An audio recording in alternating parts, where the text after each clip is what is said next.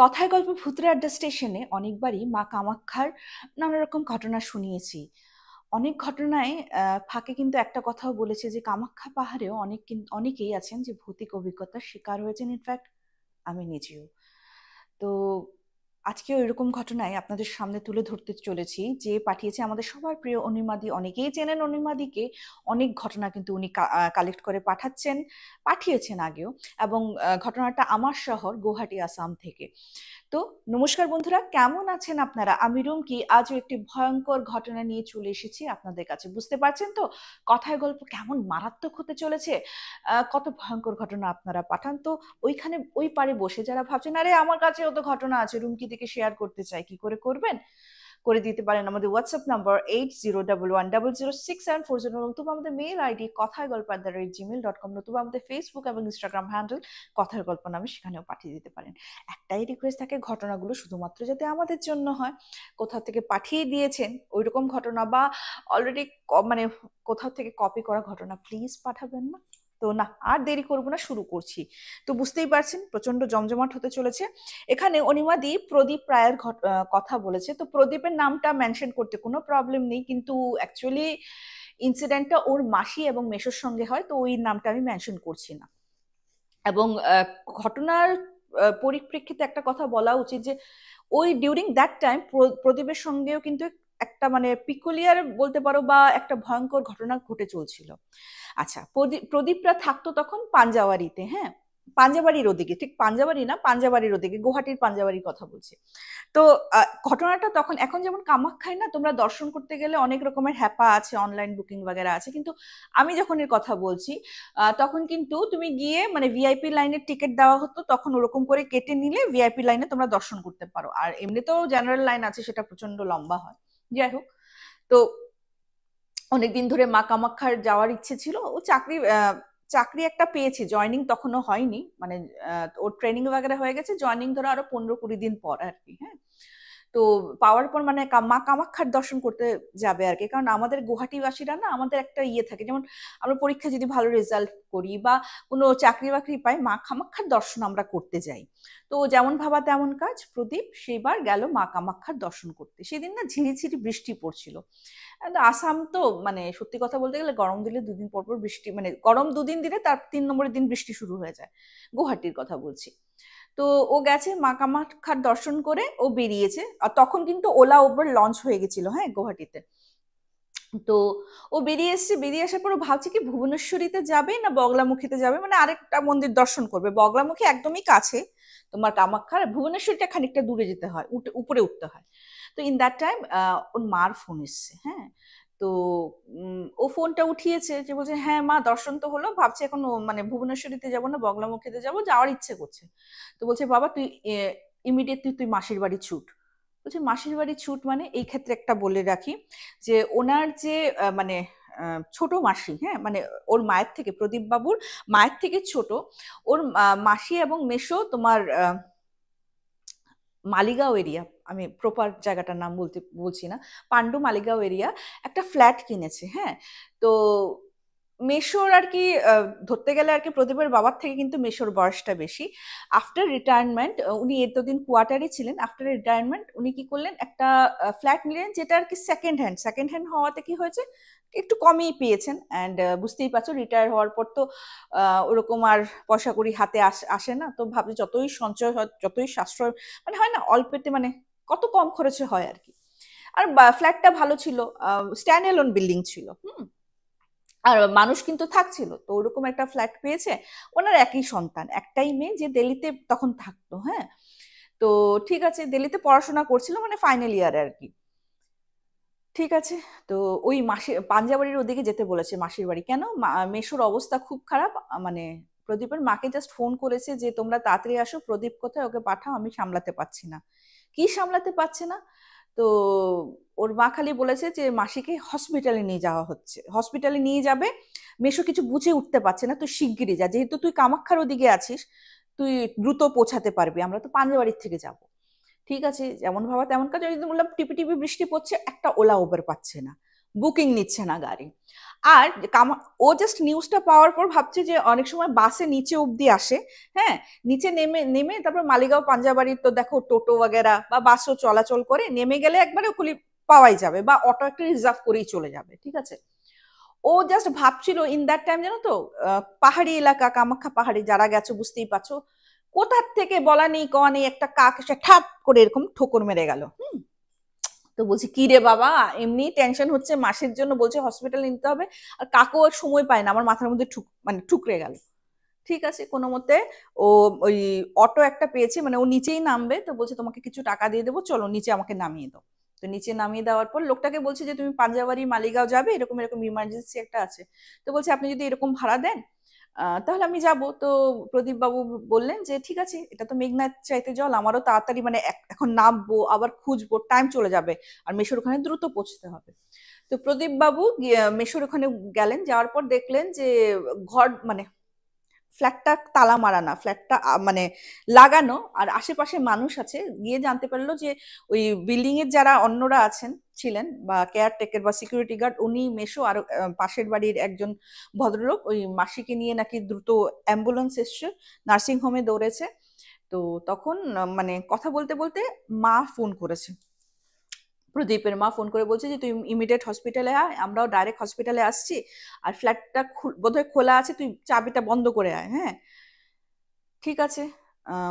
ফ্ল্যাটের তালা ঠালা মেরে যখন ও নার্সিং হোমে পৌঁছালো, ওর জন্য একটা খুব খারাপ মানে খবর ওয়েট করছিল। সেটা হলো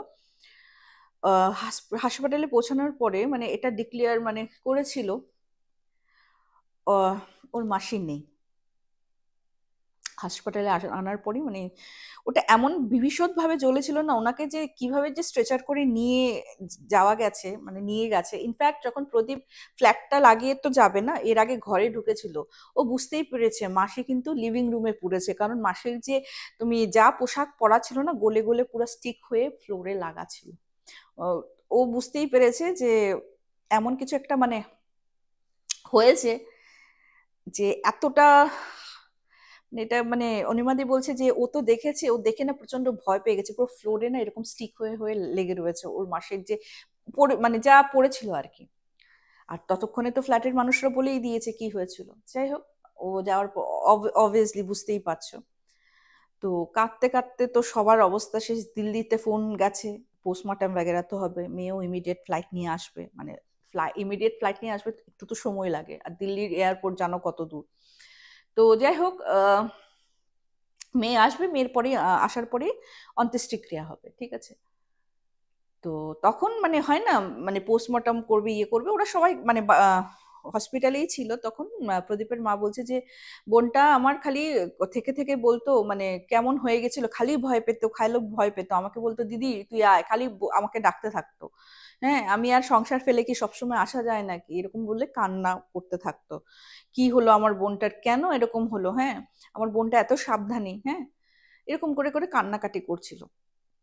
ওর মেসেও বলছিল যে আমাকেও প্রচন্ড প্রচন্ড উত্তক্ত করতো, প্রচন্ড মানে উত্তক্ত করতো, আই মিন টু সে মানে প্রচন্ড মানে কানের সামনে ঘ্যান ঘ্যান করতে থাকতো, এই বাড়ি ছেড়ে দাও, এই এই ফ্ল্যাট ছেড়ে দাও, এই ফ্ল্যাটের মধ্যে আমার ভয় লাগে, এই ফ্ল্যাটের মধ্যে কিছু একটা আছে, এই ফ্ল্যাটটা প্রচন্ড বাজে। কিন্তু অথচ আমি তো কোনোদিনও কোনো কিছু দেখিই নাই। আমি ওকে বুঝাতাম, আর আমার পক্ষে কি মানে ঘন ঘন ফ্ল্যাট কেনা পসিবল। ঠিক আছে, গেল, এসব কথা হচ্ছে তো মানে প্রদীপের মা বলছে ওনার ভগ্নিপতিকে যে যতই বলো বোনটা কিন্তু ভয় পেতো। এরকমও গেছে যে তুমি হয়তো বাজার টাজার করতে গেছো, মানে উনি তো সবসময় আর ঘরে থাকতেন না, রিটায়ার হলেও ও কিন্তু ফোনে বলছে দিদি তুই আমার মানে সঙ্গে থাক, যতক্ষণ না ও আসে, আমার প্রচন্ড ভয় করছে, আমার মনে হচ্ছে আমার পিছনে কে দাঁড়িয়ে আছে, ওই দেখ বাথরুমের মধ্যে কেউ নল ছেড়েছে। তো বলছে আমি যদিও ওপর প্রান্তের ফোন থেকে কিছু শুনতে পারতাম না, কিন্তু ও যে এতটা ভয় পেয়ে রয়েছে না, ওর গলাটা শুনে আমি বুঝতে পারতাম। গেল, তো ঠিক আছে, মেয়ে এসে গেছে, মেয়ে আসার পর অন্ত্যেষ্টিক্রিয়া ট্রিয়া তো হবে। এই দরান ওই যে অনেক সময় হয় না যে অন্তিম যাত্রার জন্য ফ্লাওয়ার ফ্লাওয়ার কিনতে হয় বা অনেক রকমের জিনিস কিনতে হয়, এটা তো প্রদীপ বাবু ছাড়া আর কেই করবে বলো। মেশোর অবস্থা তো বুঝতেই পারছো, প্রদীপ বাবার বাবার অবস্থাও মানে বাবাও বেশ বয়স্ক, আর যখন ইয়ং একটা ছেলে আছে ওই তো করবে। ওই যে শেষ যাত্রার যে জিনিস কিনতে গেছে সেখানেও গিয়ে কাকে ঠুকরেছে, মানে এমন ভাবে ঠোকরাচ্ছে না যেমন মাথা ফুলে যাবে, মানে এই কামাখ্যা দর্শন করে নামার পর থেকে যে ওর সঙ্গে কি হচ্ছে ও কিছু বুঝে পাচ্ছে না। ঠিক আছে, অন্ত্যেষ্টিক্রিয়া বাগেরা হলো, তখন ওর মেসো বললো যে যতদিন না কাজ হয়, যেহেতু মেয়েটাও আসছে, মাকে তো পাইনি, এসে তো মাকে মার কি রূপে দেখেছে মাকে, তো ওর মানে ওনার জ্যেষ্ঠ শালীকে রিকোয়েস্ট করলেন, প্রদীপকে রিকোয়েস্ট করলেন তোমরা এখানে থেকে যাও। তো প্রদীপের বাবা বলছে যে দেখো আমার তো কাম কাজ আছে, ব্যবসাদার মানুষ আমি, আমার পক্ষে তো পসিবল না, ওরা থাকুক, আমি মাঝে মধ্যে আসবো যাব, আর আমার খাওয়া দাওয়ার তো টেনশন করতে হবে না, কারণ ওনার ভাইয়ের বাড়ি একদম মানে প্রদীপের কাকা ওই একই জায়গায় থাকতেন আর কি, তো ওরা বলছে ওরাই শুনলে খাওয়া ওরাই দিয়ে দেবে। ঠিক আছে, তো প্রদীপের মা প্রদীপ রয়ে গেল, পুরোহিতকে ডাকা হলো। পোস্টমর্টমে যেরকম মৃত্যুর টাইম দেওয়া ওটাই মেনে চলতে হবে, কারণ মেশো তখন বাড়িতেই ছিলেন না যখন এই কাণ্ড হয়েছে। হ্যাঁ, তো ঠিক আছে, পুরোহিত বললো 11 দিনে। তখন প্রদীপ বাবুর মা, কিন্তু প্রদীপের মা একটা জিনিস বললেন যে আপনি কেন 11 দিনে করবেন, এটা তো অপমৃত্যু, আগুন জ্বলে মারা গেছে। তো বলছে যে উনি তো আর আত্মহত্যা করতে যাননি, আত্মহত্যা হলে নাকি অপমৃত্যু, আগুনে জ্বলা নাকি অপমৃত্যু নেই। এখন পুরোহিতের উপর কে কথা বলতে যাবে, তো যেরকম মানে যেহেতু ওদের পুরোহিত, হ্যাঁ মানে প্রদীপের মেসু মাসিদের পুরোহিত, উনি যেমন বলবে তেমনই তো চলবে। ঠিক আছে, আস্তে ধীরে সব মানে রিচুয়ালস তো এক এক করে করতে হবে। একদিন কি হয়েছে, তোমার ওই 4 দিনের ঘাট কাজ যেটা হয় ওটা হওয়ার পর ওনার মেয়ে তো ঘুমিয়েছেন, হ্যাঁ মানে ওর মেস্ততো বোন ঘুমিয়েছে ইয়ের সঙ্গে, প্রদীপ ঘুমায় প্রদীপের মেসোর সঙ্গে, আর প্রদীপের মস্ততো বোন ঘুমায় ওর মায়ের সাথে। হ্যাঁ, মানে ওটা হলো মাসিদের ফ্ল্যাটেই, পাঞ্জাব পান্ডু মালিগাঁওয়ের কথাই বলছে, ওইসব এরিয়াতে। হ্যাঁ, তো ঘুমোচ্ছে, ঘুমানোর পর না হঠাৎ ওর মানে প্রদীপের মেসতো বোন শুনছে ওর মা যেমন ঘন্টা দিয়ে, ওই এরকম ঘন্টা দিয়ে যে আরতি করে ওইরকম, যেমন কেউ আরতি করছে, ঘন্টা বাজাচ্ছে, ধূপ ধূপকাঠির গন্ধ ওই রকম। হ্যাঁ, তো না উঠেছে, উঠার পরেও না ঘন্টাটা যেমন ওর কানে বাজছে। তো ওর মাসিকে ডেকেছে, ও মাসি মাসি ওঠো। বলছে হ্যাঁ বল কি হয়েছে বাবু। তো বলছে তুমি ঘন্টার আওয়াজ শুনেছো, যেমন মা যেমন পুজো করে ঘন্টা বাজিয়ে পুজো করতো ওই রকম। তো তখন মাসি মানে ওর মাসি বলছে, মানে প্রদীপের মা বলছেন যে বাবু, আহ সবসময় তো তোর মা দেখ পূজা পাঠ নিয়েই থাকতো, ওটাই হয়তো তোর কানে বাজছে। তখন প্রদীপের বোন যেটা একটা কথা বললো সেটার মধ্যে সত্যি একটা যুক্তি আছে। বলছে দেখো মাসি, আমি যদি এখানে সবসময় থাকতাম তখন মায়ের এই আদতগুলি বা মায়ের গলা আমার কানে ভাসতো, আমি তো বিগত 6-7 মাস ধরে বাড়িতেই ছিলাম না। তো আমি কিন্তু মানে মায়ের যে ডেইলি টু ডেইলি মানে হ্যাবিট যেগুলি, ওগুলি কিন্তু অনেকটা আমার মাইন্ডের থেকে গেছে ওগে। হুম, কিন্তু এখন স্পষ্ট শুনতে পাচ্ছি যে পুরো ঘন্টা, অথচ আমি তো এসছি কবে, এই কালকেও তো এরকম শুনিনি, আজকে পার্টিকুলারলি আজকে কিন্তু আমি পুরো ঘন্টার আওয়াজ শুনেছি, যে ঘন্টা দিয়ে যেমন মা পুজো করতো এক্স্যাক্টলি ওইরকম। তো ওর মাসি বলছে যে দেখ মাকে তো তুই মিস করছিস, 6-7 মাস বাইরে থাকলে কি হলো, এটা তো নারীর টান, মাকে তো মিস করছিস, ওটাই তুই ভাব মনে মনে, হয়তো আনকনসিয়াস মাইন্ডে জিনিসটা ভাবছিস, সেটা স্বপ্নে দেখছিস। ঠিক আছে, তো শ্রাদ্ধ শান্তির জন্য তো বাজার করতে হবে, নিমন্ত্রণ করতে হবে। প্রদীপ বাবু যখনই বেরিয়েছেন তখনই কাকের ঠোকর উনি খেয়েছেন, মানে বলানি কনে শু করে এসে প্রদীপ বাবু তোমার মানে মাথা ঠুকরে গেছে।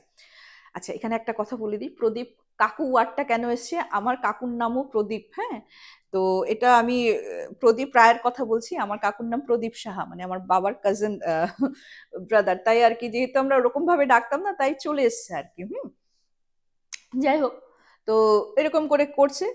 তো যেদিন শ্রাদ্ধ শান্তি হবে সেদিন আগের দিন, হ্যাঁ শ্রাদ্ধ শান্তির ঠিক আগের দিন প্রদীপের মা চা বানাতে গেছে। হ্যাঁ, তো সব আস্তে আস্তে মানে সবাই ফ্ল্যাটের মানুষ টানুষ আসছে, সব মানে কি হেল্প করতে লাগবে কিনা, আমাদের আসামে এখন এই জিনিসটা আছে কিন্তু। হ্যাঁ, তো কি হেল্প করতে লাগবে কিনা, তো ফ্ল্যাটের মানুষ মোটামুটি আসছে যাচ্ছে, হেল্প করছে প্রদীপের মায়ের, তো এসছে চা বানাচ্ছে। হ্যাঁ, তো ওদের কিচেন রুমটা না একদম এক পোর্শনে, তো ওরা বসে আছে, তখন কোনো মহিলারা ছিল না, ছেলে মানুষরা আলাপ আলোচনা করছে কিভাবে কি করলে কিরকম হয়, কোন জায়গায় কি করা যাবে ওরকম টাইপের। হ্যাঁ, আর হঠাৎ উনি স্পষ্ট দেখলেন যে প্রদীপের মায়ের তো বোন না, ছোট বোন, ওর বোন যেমন করে মানে নাইটি বাগেরা হাউস কোট পরে দাঁড়িয়ে থাকতো, ঠিক এরকম মানে উনি এই যে এই চোখে আর চোখে দেখছেন যে ওখানে দাঁড়ানো, সঙ্গে সঙ্গে ফটাফট এরকম করে তাকিয়ে দেখেন নেই। তো সেদিন কিন্তু ওনার গাটাও ছমছম করে উঠলো, গা ছমছম হয়ে উঠলো। শ্রাদ্ধ শান্তির কাজ হলো, সবকিছু ঠিকঠাক হলো। যেদিন মাছ পরশ তার ঠিক আগের দিন মানে পরের দিন মাছ পরশ, বিকেলবেলা সবাইকে ইনভাইট করা হয়েছে। আর ঠিক এর আগের দিনের রাতের কথা বলছি, মানে প্রদীপের যে মেসতুতো বোন, ওর না একটু ওয়াশরুম যাওয়ার প্রবণতা হয়েছে আর কি।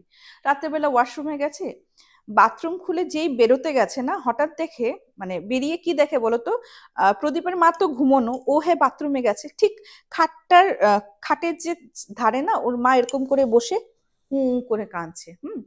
কাঁদতে কাঁদতে ওর দিকে তাকিয়ে যেমন অঝরে কেঁদে চলেছে। আর প্রদীপের সেই মেসতুতো বোন ওটা দেখে প্রচন্ড ভয়ে জোরে চিৎকার করেছে। চিৎকার শুনে তোর মাসি উঠে গেছে, কি হয়েছে মা, কি হয়েছে মা, তুই চিৎকার করলি কেন? বলছে মাসি মাসি, মা এখানে বসে কাঁদতেছিল।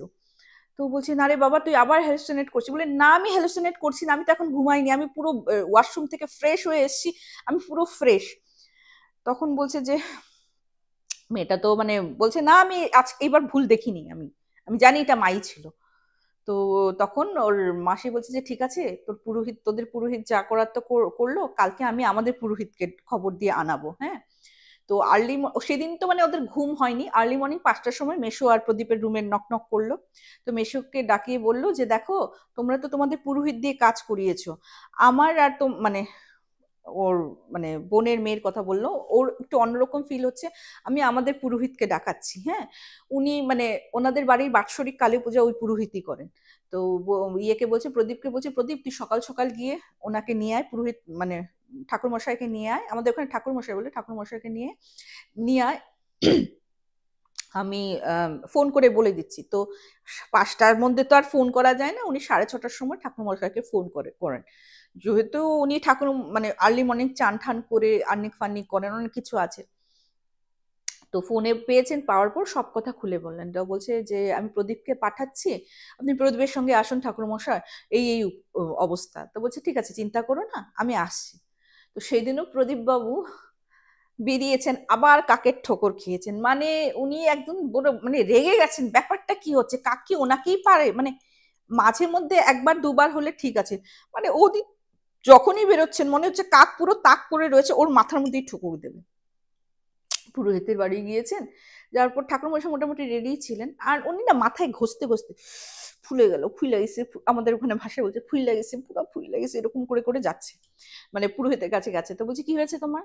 তো বলছে আর বললেন না, এরকম এরকম যেদিন মাসি মারা গেল ওই দিন থেকে যে কাক, ভগবান জানে কাকের সঙ্গে আমার কি দুশ্মনী, কাক এসে খালি আমাকে ঠুকরাইতে, যখনই বের হচ্ছি কোনো কাক এসে না এসে ঠুকরে যাচ্ছে। বলছে এটা কবে থেকে হচ্ছে? বলছে যেদিন মাসি মারা গেছে, তো তখন বললো যে আমি কামাখ্যায় গেছিলাম ওই দিন, যেহেতু ওই দিন এত বড় ইনসিডেন্ট হয়েছে, প্রত্যেকটা কথাই ওর মনে ছিল। যে আমি কামাখ্যায় গেছিলাম, ওই যে ওখান থেকে যে আমি অটোতে উঠলাম, এর আগে ঠোকর যে খাওয়া শুরু করলাম, এখন অব্দি খাওয়াই চলছে। তো উনি একটু হাসলেন, হ্যাঁ মুচকি হেসে বলছেন যে দাঁড়াও আসছি বলে গিয়ে না উনি একটা কি যেন মানে তোমার ফুল, হর্তকি ওরকম জাতীয় তিল, হ্যাঁ দিয়ে বলছে এটা কাগজের মধ্যে পেঁচায় তোমার পকেটে রাখো, কিচ্ছু হবে না, এখন থেকে দেখবে কোনো কাক ঠুকরাবে না। তোমার পিছা নিয়েছিল, ওই কামাখ্যা পাহাড় থেকেই পিছা নিয়েছিল, মানে বেশি হার্ম করতে পারছিল না, যেহেতু মায়ের আশীর্বাদ, বাৎসরিক পুজো হয় তোমাদের বাড়িতে, মায়ের একটা আশীর্বাদ আছে, ওর জন্য অত হার্ম করতে পারছিল না, কিন্তু ওই ঠুকরে যাচ্ছিল, এখন থেকে দেখবে কেউ ঠুকরবে না। তো ওটা নিয়ে তো পুরোহিতকে নিয়ে এসছে, আসার পর উনি যেই এন্টার করেছেন লিভিং রুমে, ইনসিডেন্টটা হয়েছে কি, সবাই ডাউট করছিল যে সকালবেলা পুজো দেয় না, তো অনেকে দেখবে ধূপকাঠি প্রদীপ, যেটা আমরা প্রদীপ জ্বলাই, ওটা দিয়ে উনি দেখাতেন, হ্যাঁ পুরো ঘরে দেখাতেন। সবাই এটাই ডাউট করছিল, যেহেতু ওইখানে প্রদীপ এবং ধূপকাঠিও পড়া ছিল, ওটা বোধহয় কোনো বিতর্কিত ভাবে মানে আগুনটা লেগে গেছে। হ্যাঁ আরেকটা কথা বলছি, যে হতেই পারে যে চিৎকার চেঁচামেচি কেন শোনা গেল না, পোস্টমর্টমে আরেকটা জিনিস ধরা পড়েছিল, ওনার কিন্তু সঙ্গে সঙ্গে স্ট্রোকও হয়েছিল। তো ওটার জন্য হয়তো উনি বলতে পারেননি। যাই হোক, মানে চিৎকার করার মানে হয় না, স্ট্রোক হলে তো বুঝতেই পারছো কিরকম অবস্থা হয়। তো যাই হোক, উনি যখন এন্টার করলেন, এন্টার করার পর তো বুঝেই গেলেন এখানেই মানে ওনার তো ওই একটা হয় না, একটা ওরা একটা ইনটিউশন কাজ করতে থাকে। তো উনি বললেন যে ভয় পেও না, উনি খুব ভালো পবিত্র আত্মা ছিলেন। আর তখন প্রদীপের মা বলছেন যে ও তো নাকি ঘন্টার আওয়াজও শুনেছে, বলছে উনি তো পবিত্র আত্মা, তাই ঠাকুরের, উনি সবসময় ঠাকুর দেবতা নিয়ে থাকতেন, মরার পরেও কিন্তু, মৃত্যুর পরেও উনি কিন্তু ঠাকুর দেবতার কাছেই গেছেন, আর উনি প্রোটেক্ট করছেন, কারণ ওর প্রাণটা কিন্তু এমনি এমনি যায়নি, কারণ এখানে আরেকজন আছে।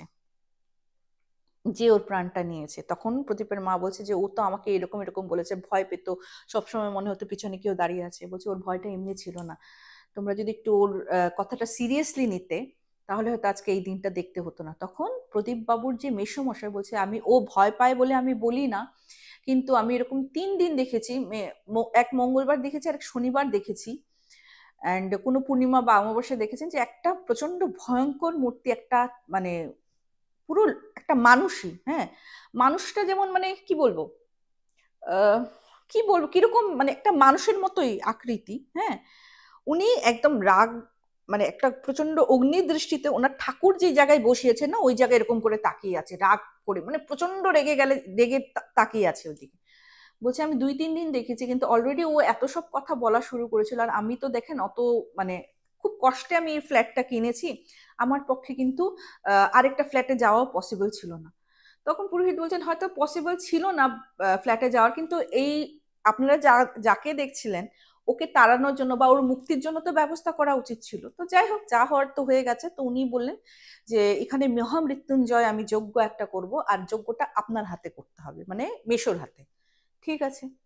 তো ওই দিন ওই দিন তো উনি গেলেন, যাওয়ার পর তো যেহেতু ওই দিনই মাছ মাছ পরশ ছিল, বিকেলে মানুষ আসবে, তো উনি একটা ডেট দিলেন, ওই সময় উনি আসলেন। আসার পর মহামৃত্যুঞ্জয় যজ্ঞ হলো। যজ্ঞ হওয়ার পর বলছে যে ছিল সে নেই, সে পুরোপুরি মুক্তি লাভ করে গেছে। কিন্তু আপনারা এই বাড়িতে থাকেন, যদি থাকেন ওয়েল এন্ড গুড, থাকবেন, যদি না থাকেন এই বাড়িটা কিন্তু খালি রাখতে পারবেন না, এই ফ্ল্যাটটা ভাড়া দেবেন।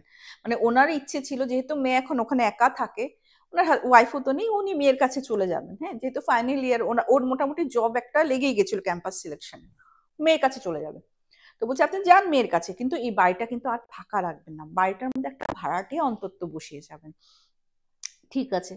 তো উনি এই কথাটা বললেন যে বাড়ি কোনোদিনও না বেশি দিন ফাঁকা রাখতে নেই, ফাঁকা রাখলেই অ্যান্টিটির বাস হয়। তো তখন আবার আরেকটা কথা বললেন যে আগে যারা যারা থাকছে নিশ্চয়ই আপনারা ওরকম কোনো কথা শোনেননি না। বলছে না শুনিনি, কিন্তু ওরা অ্যাকচুয়ালি এই ফ্ল্যাটটা কেন বিক্রি করেছে, ওরা গুয়াহাটির থেকে পুরোপুরি শিফট হয়ে চলে গেছিল। ফ্ল্যাটটা তখনও মানে ভেবেছিল হয়তো থাকুক, গুয়াহাটিতে ফ্ল্যাটটা আছে থাকুক, কিন্তু পরে ওখানে গিয়ে ডিসাইড করে আর তো আসা যাওয়া হয় না, 1 বছর 2 বছর চলে যায়, ঘরটা ওরকম ফাঁকাই পড়ে থাকে। আমার নিজের যেহেতু ঘর ভাড়া বসাতে ওদের ইচ্ছে ছিল না, তো তারপর মানে ডিসাইড করে তখন ওই একজনের লোক মারফত মেশো খবর পায় এবং এই ফ্ল্যাটটা কিনে।